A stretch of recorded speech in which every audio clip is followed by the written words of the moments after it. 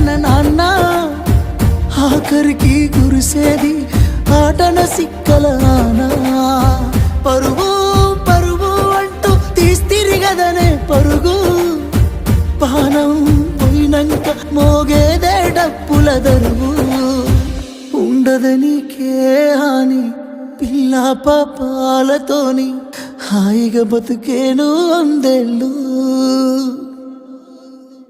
నువ్వు పువ్వులు అల్లుకొని పోతున్నవే అత్తగారింటికి నే పువ్వులు జల్లుకొని పోతున్ననే కాలే కాటికి